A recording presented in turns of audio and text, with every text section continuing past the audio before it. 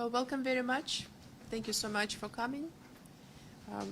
We have until 4 p.m., so I'm at your disposal.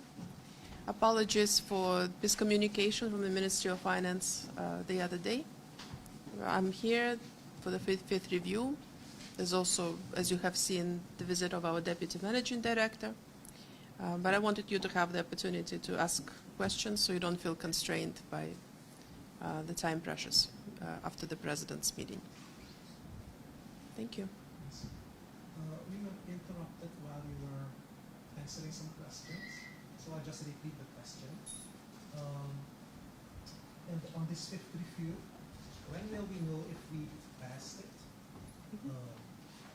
How much money will be required? And yeah, that's it. Let's start from there. Oh yeah, and what are the issues that are still to be resolved? Because the thing about those workers keeps coming out, subsidies. Yes. Okay. All right. Thank you so much for the question. And by the way, feel free to record me. I'd rather that you quote me verbatim. Okay? Thank you. So on the fifth review, the board meeting is scheduled tentatively for March 15. The way it works, first, the authorities and the IMF have to reach an agreement at the staff level. So that's the first step. And then we write a report based on our assessment, and we make a recommendation that the review should proceed. And it goes through internal review within the IMF, and then it goes to the board where the board votes. The money that is at stake is $63 million. That's the next tranche. Now, the review went very well. We have very good, productive discussions, and I think we're in a good stage. The macroeconomic fundamentals are looking better. The economy appears to have stabilized, and we see that as a direct result of the tight monetary policy and tight fiscal policy. So the two go hand in hand. And the stability that you are currently observing is not an accident. It's a result of those measures. What are some of the remaining issues to be discussed and addressed? There is only one. It's the electricity tariff reform. In the last few reviews, this is not a new measure. This is a pre-existing measure. But the government has promised to achieve cost recovery by the end of 2024. The subsidies are costing a lot of money to the budget, and this money could be spent in better ways. It's not just about fiscal savings. It's about allocating resources efficiently to their greatest need. And what subsidies also create is this inefficient wastage of resources. Now, if resources are not priced properly, somebody pays sooner or later. And if those are not addressed, if electricity company does not have enough revenues to upgrade the grid, to do needed investment, it means that if this is not addressed, if tariffs are not adjusted, you would have electricity disruptions. So while higher tariffs might be not a popular measure, we think it's a lot worse if a country is plunged into darkness and you cannot charge your phones, cameras, refrigerators, if businesses have to close because they cannot open their restaurants, if the companies cannot work because there are constant disruptions. And trust me, there is a lot more expensive, it's going to be much more expensive having for everybody to invest in their own generators that run on fuel. Just like when the water was subsidized, there was a lot of wastage, not enough investment in many communities. There were disruptions and people had to buy bottled water. That's a lot more expensive approach than fixing the problem through proper pricing mechanism. So this is one issue that still remains to be ironed out. It's not just in the Ministry of Finance's scope. The EBS, Ministry of Natural Environment, needs to make a proposal. We need to evaluate it, agree on it. It can be phased in gradually. It can be phased in a way that especially the better off are no longer subsidized. Because think about it, what are those subsidies doing? They're subsidizing everybody. They're subsidizing this office. Well, for what reason? Think about it. This is what happens with electricity subsidies. You're subsidizing all the embassies also. So it's much, and the money is not an unlimited resource. So that's basically one remaining issue that still is pending. But we're hoping that the decision will be taken this week, and it doesn't mean that electricity tariffs will be adjusted right away, but at least the decision. So we have some comfort that the fiscal program continues as planned. This commitment was there from the very beginning. So yeah, but overall, very good progress. Suriname should be proud. Its people should be proud of what they have achieved. Yes? Yeah, I'm always Mhm. going on the last sentence, we should be proud. Suriname, we understand is part of the showcase as one of the best IMF programs, one of the first programs IMF had. That's what the president has stated? Is that the point of view of the IMF also? And what makes that the IMF have the point of view based on the capacity of implementation of the program and reaching the targets by the government? Mhm. Why, if yes, why based on these facts, why within these issues, why is the policy of the IMF? So the government performed relatively well on meeting the targets. The only target that was probably not met is, again, the one on social protection. It's an indicative target, but it's still quite important. We're still crunching out the last numbers, but it looks like it was missed once again. The IMF sets the floor, the minimum that the government should spend on social protection programs. The government faced issues in executing those programs. I know they're making adjustments. There was progress. In percent of GDP, this ratio has increased. We would have preferred that it increased faster. So the program targets were set with the view that they increase a bit faster. So still a lot to be done in this area, but at least one good point is that now the social protection spending is more transparent. The Ministry of Social Affairs publishes on its website by district, by program, number of beneficiaries in each district, how much money was spent, and the eligibility criteria. So that's a step in the right direction. So this is the point of view of the IMF? Yes, it's the point of view of the staff from the IMF. IMF is a huge organization, and after the staff level agreement, at my level, is reached, it has to go through other reviews. Yeah. But my assessment is that the progress has been very good, and I think the fact that the deputy managing director expressed the same view, also management feels the same way. Yeah. And more and more the board is also more and more positive towards Suriname. Yeah. When the program went off track, there was a lot of skepticism. Will they stay the course? Will this discipline last? Will they fall back? Will they not be able to maintain the momentum? But with every review, so we had the second review finally was completed in June. Then like clockwork, we had third review in September, fourth review in December.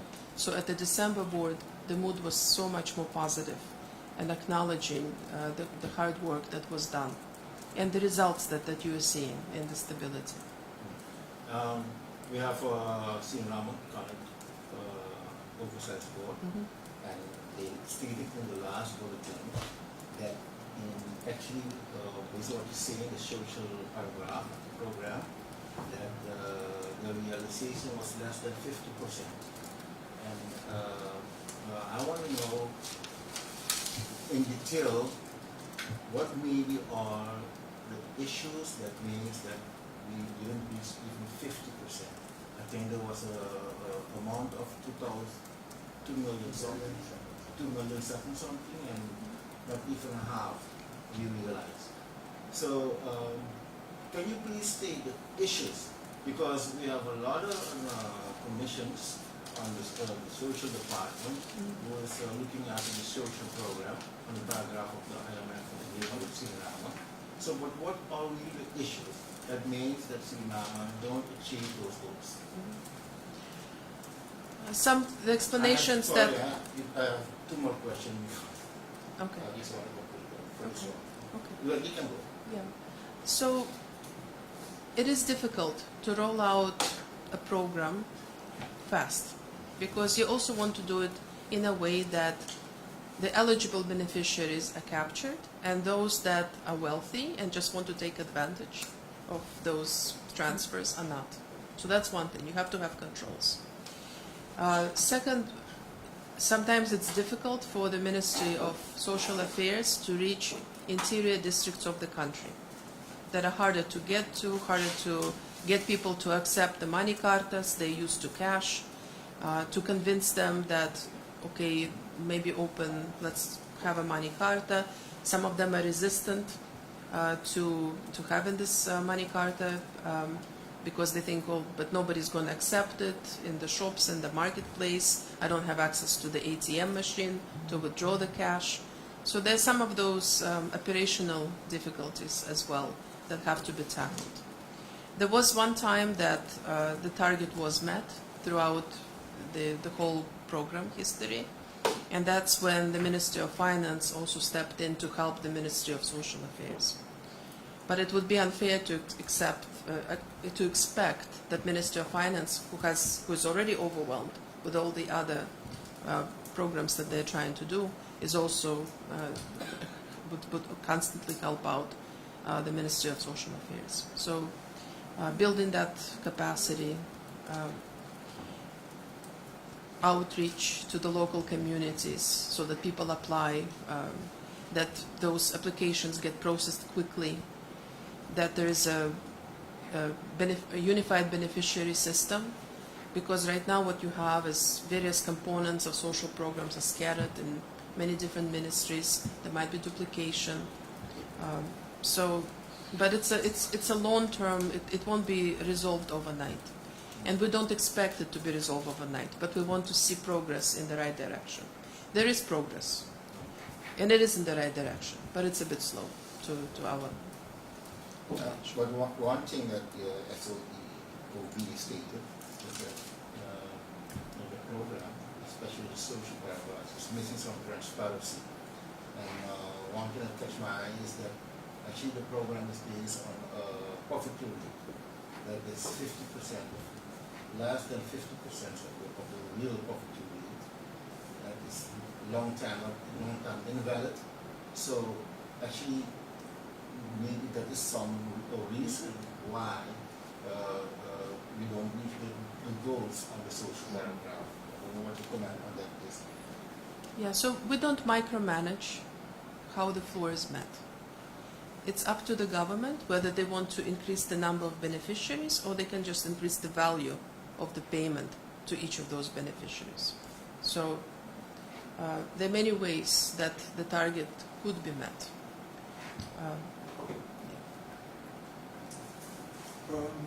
My name is Ivan Tayo. This morning or this afternoon, Mr. Okamura stated that the government must increase spending on infrastructure to boost the economy. But how is it expected of Suriname to do that if we don't have enough incomes and taking into account the debt burden that Suriname has now, that the country cannot take out foreign loans? How will they do that? So already in the program, under the existing revenue projections, spending projections, there is enough space allocated for infrastructure investment. So it's not a question of financing. The financing is there. We don't lend into unsustainable situations. So the financing is there. What lacks is the implementation capacity. That's the difficulty. Oftentimes the capital budget, whatever is in the budget, cannot be executed. So basically building it on that capacity so that the projects that have started can be completed. That is the challenge. So, but in what time frame then this capacity could be built up to execute these programs? Again, no magic bullet. It will take time to build capacity in executing the projects. IMF, other entities are providing technical support in building this capacity. How do you evaluate the project? How do you know if this project is a good one? How do you choose between projects, which would have the biggest impact on growth? So we provide technical capacity in this. But also in any kind of government spending, it is important that there is absolute transparency and competition. One of the key structural benchmarks that is still pending is the procurement law. It hasn't been enacted yet. We're hopeful that it will be very soon. It's been pending for quite some time. But what it does, it creates a more level playing field, because the government would have to go through a bidding process. It has to be transparent, and any business can try to compete for this tender, and so that would be very helpful. And besides this kind of competition, it would have information on who is the beneficial owner, who gets the contracts. Is it all predetermined and only a couple of families get all the contracts that own various companies, or do people have a fair chance to compete? So this is why this procurement law is important. Well, in connection with what you have said about the beneficial owners,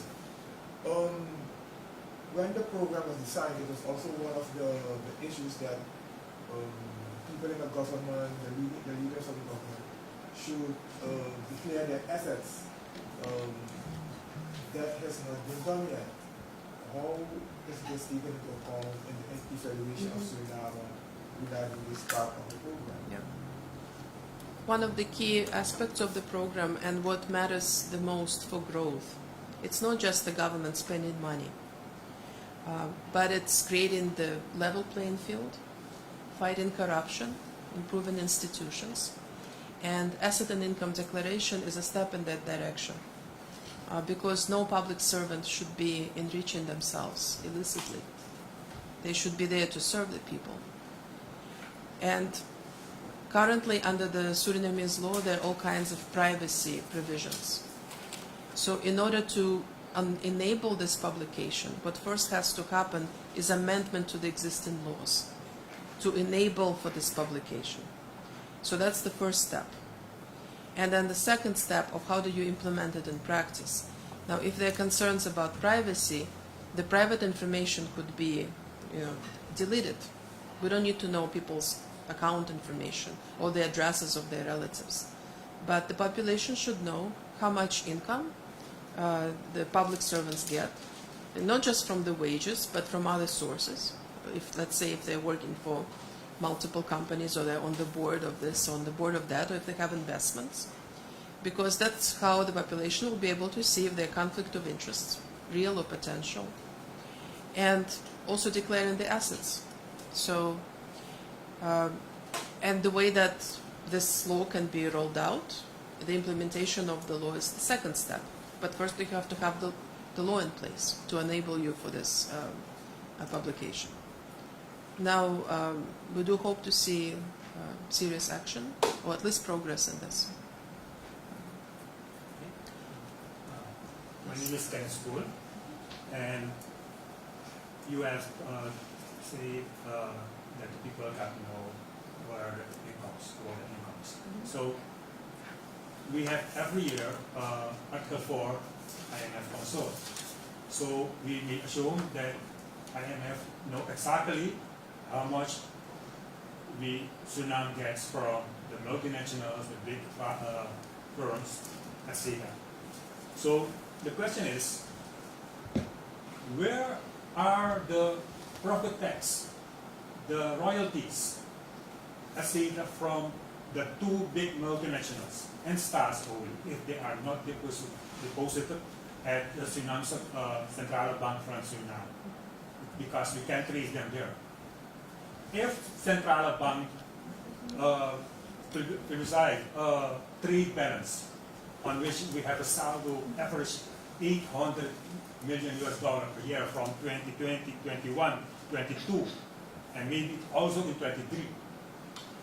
And due to figures and numbers from stars only, you can trace back that the state get about $800 million on profit tax from stars only, iron gold, and $1 million gold.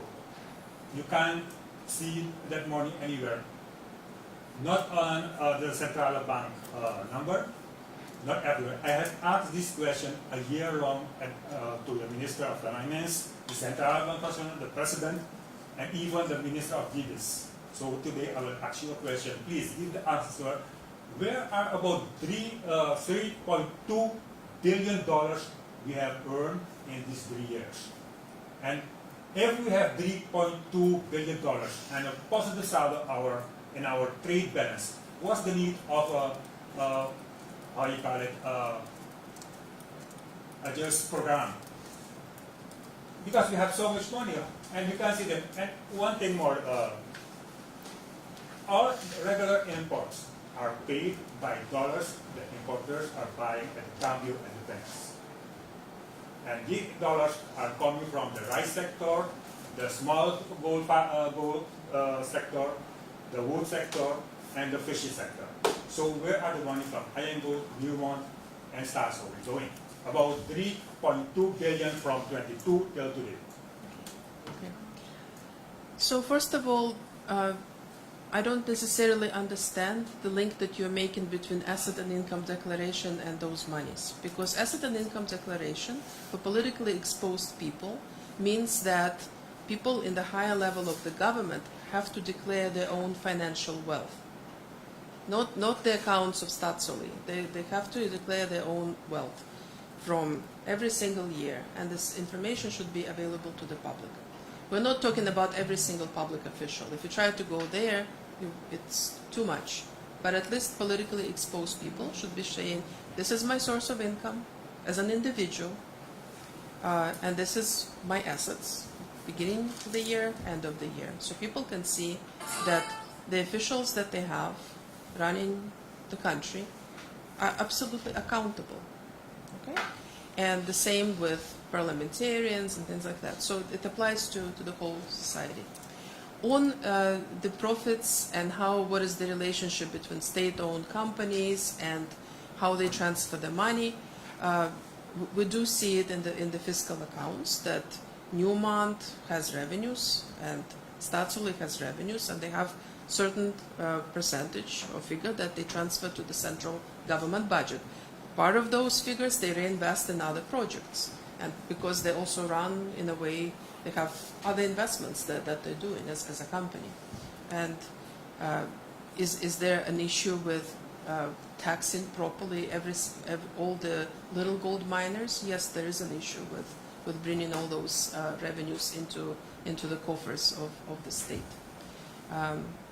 But I don't think if the country would have applied for IMF program if there was all tons of money lying around in the budget.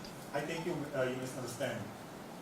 Iron Gold, Newmont, and Statsoli used to pay profit tax, which they deposited at the Central Bank from Suriname every year. So you can see how much Suriname will get from these sectors. Mm-hmm. Right? Mm-hmm. Right now, we don't see that at the Central Bank. I have asked the Central Bank of Suriname, from Suriname, and they told me to ask the Minister of Finance. I asked the Minister of Finance, he didn't give me an answer. I asked the President, he didn't give me an answer. So the point is, if the regular imports are paid by the income tax from the small sectors, these three big, Iron Gold, Newmont, and Statsoli, due to numbers from Statsoli, anyone can trace back that the state get profit tax about $800 million from 2020, 21, 22. So the point is, where that amount of money, I'm talking about $3.2 billion, are not deposited anywhere. You can't see them. But still, every year, the Central Bank of Suriname mentioned in his report that we have export for so much gold, so much oil. So we have to see that money back. If we are, or people don't see that income, and we have to go under this IMF program where we get, because of, due to IDB, we get about 400% poorer in, how you call it? What is it? With 2016. And the exchange rate of the SFD in 2003 and 2024 was 24 SFD for the US, and now it is 36. That means from 22 to 23, we get poorer.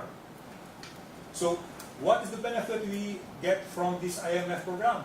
Okay. We don't know where our incomes go, our profit from the gold. We don't know where the profit of tax will go, but still we got to pay every day more money.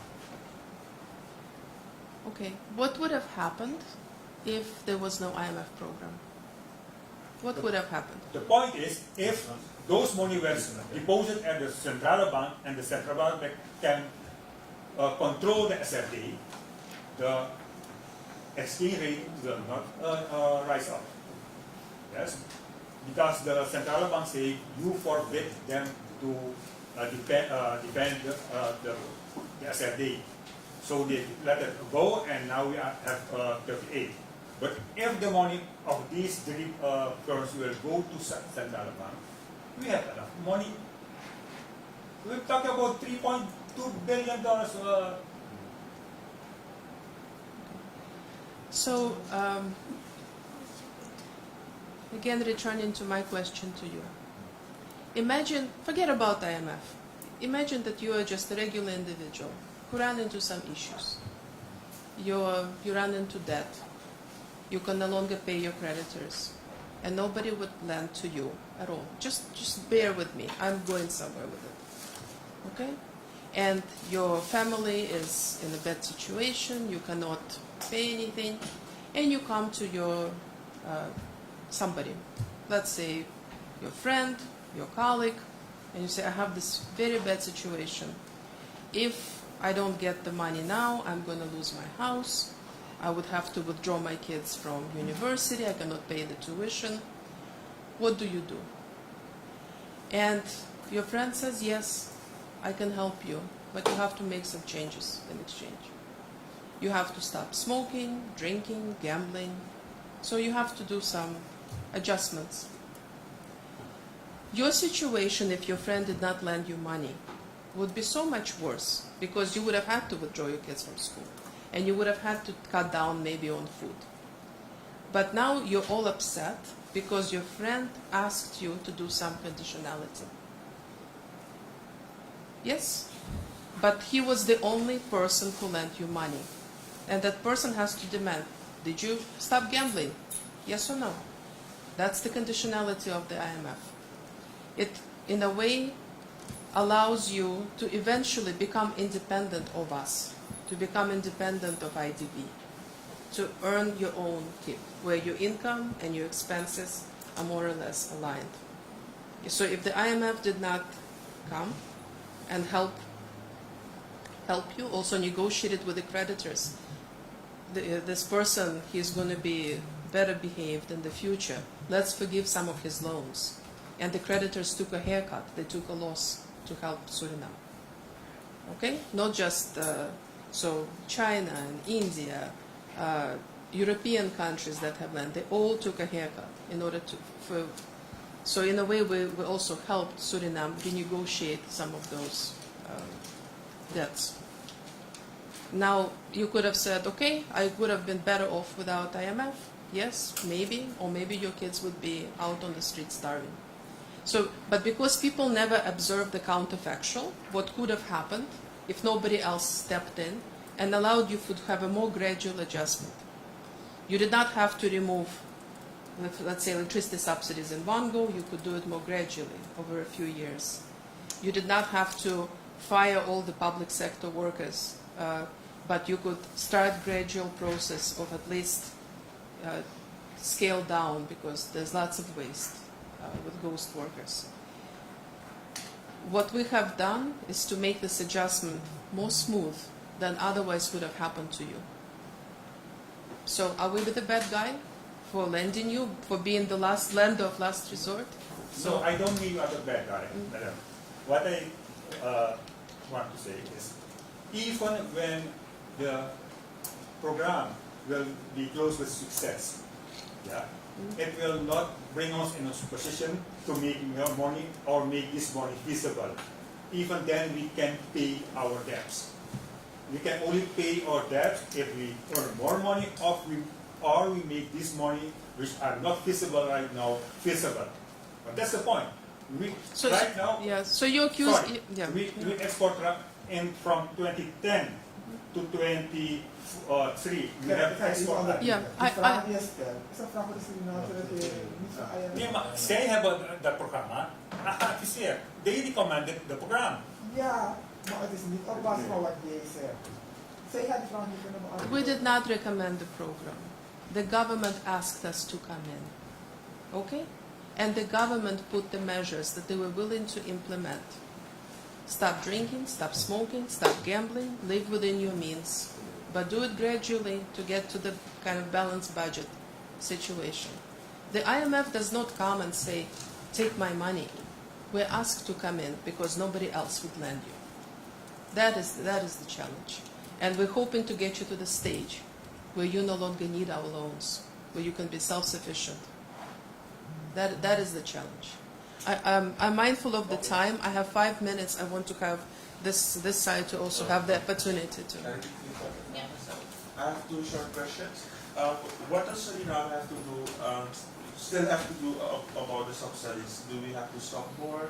What says the IMF? And about the public sector workers, the ghost workers, you said if maybe Suriname stop 5,000 people from working in the public sector, we can have more money available to do other things. What is your intake about that much further? Yeah.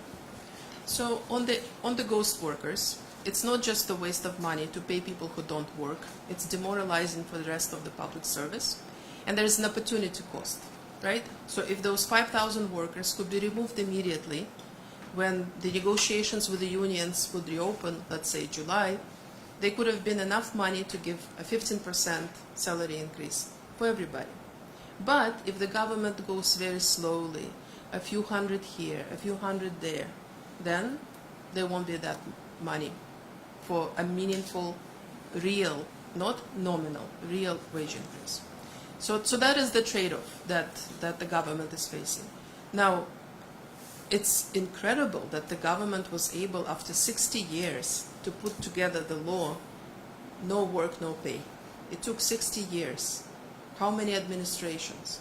To have that done is great. To have the regulations in place, that's great.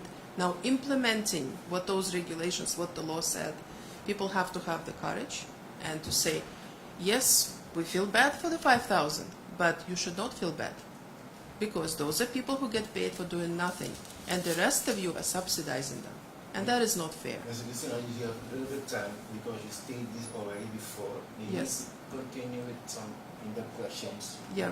Well, he asked about the ghost workers. So Maybe yes, you that's can refer to your formal yeah. answer. So that's the on the ghost workers. On the electricity tariffs, there is a goal to achieve cost recovery by the end of this year. So that means electricity prices, or the electricity tariffs, have to increase. They can increase gradually, but they do have to go up. There is no point of subsidizing even this office. Okay.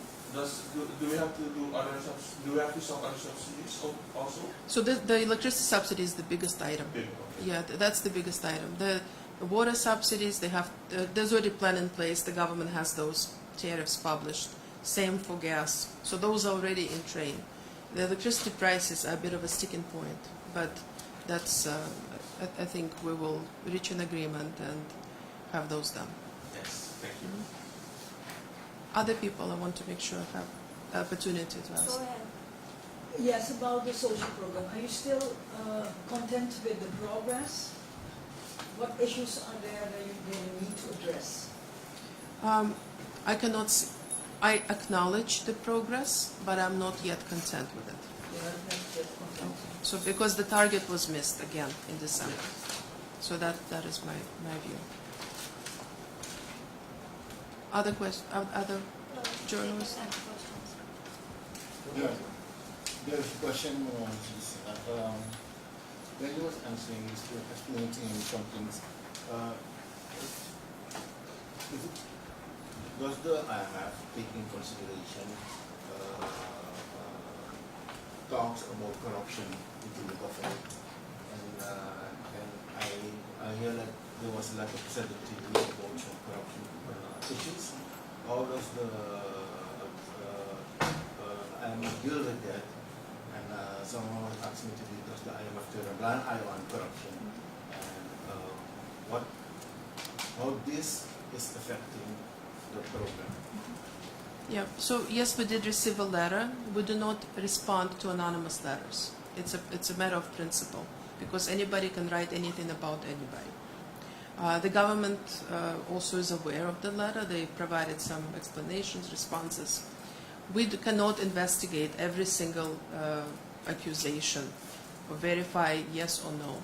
That is not our role. We're macro people. We're not here on the ground. It's up to the journalists to investigate, have that kind of journalism. What we care about is broader governance reforms, to having the laws in place. I mentioned the procurement law with beneficial owner information. I mentioned asset and income declaration. Those are all steps to fight corruption on a macro scale, where it would benefit the entire economy. We're also asking that the acts of corruption are criminalized, become criminal offense. So that's also a change in the law. So all those macro type issues that are requiring changes in legislation, in regulation, this is where we come in. We don't go about such and such official bribed another official. But to the extent that you can also digitalize, address red tape, if a person can file their income or if taxes or whatever, if they can pay custom duties all digitally, if they can get a license to operate a business by filling up a form online, you kill that intermediary who can ask for a bribe to expedite the process. So we're focused more on fighting vulnerabilities to corruption through proper institutions, not necessarily on investigating accusation X or Y. I have a last question. Yes. One of the conditions for the program was that the debt restructuring program agreements with the creditors. China, we don't have that with China yet. How does this affect or impact the program? So with China, it was reached at the technical level, and it's going through the last bureaucratic hurdle of signing off on the agreement. So you almost have it with China. And that was a very positive development at the last review, which enabled us to proceed forward. But the absence of the agreement, does that affect the program? So because it's already done at the technical level, it's already been approved by the Minister of Finance of China. It's a procedural thing at this point. There is no longer uncertainty whether it will ever happen. So it's all in train. And this kind of relief, but it's already in the program. We assume that those claims are restructured and that provides breathing space. That doesn't mean that all of a sudden the government can start spending uncontrollably, because it's already assumed in the program that this progress is already made. When you the program established, you also had some agreements with the central bank, and looking back at your comments, Article 4 comments of, I think, 2020, there was stated that there were some programs in it that should be refined and also continue. What is the IMF view now at what's going on with what the central bank is using, the scale, and also the issue with the OMOS. Okay. I spoke about the OMOS in the recorded statement, so I suggest that you refer to that because I don't want to repeat myself. So there were people with the cameras recording the conference on Friday, so Yes. please take a look. Your central bank is doing a good job. In a situation like Suriname with debt restructuring, where there was loss of confidence in government securities, it's really hard to conduct monetary policy. They did a very good job. And together with the Minister of Finance, the two are working very well together to bring the stability that we observe. And I don't want to repeat what I already said, but to the extent that people can stop undermining the confidence in the central bank would go a long way towards stability, because a lot of it is confidence. Your own faith in your currency is so much just faith-based, otherwise it's a piece of paper. So unnecessarily criticizing the governor, the central bank, it does the opposite of what you want to achieve. Did you state in your press conference before about the amount that the OMOS already have cost? Yes, the it's society? expensive. Okay, then I will- It's expensive to run monetary operations in a high inflation environment. It's not unique to Suriname. It happens everywhere. Somebody has to pay the price. And the price is even higher if there is a loss of confidence in government securities when restructuring is going on. So that is the gist of it. They're doing the best they can with the tools they have. Thank you all very much. Thank Yes, you. thank you. Ja, dank jullie wel. Jullie hebben een great service. I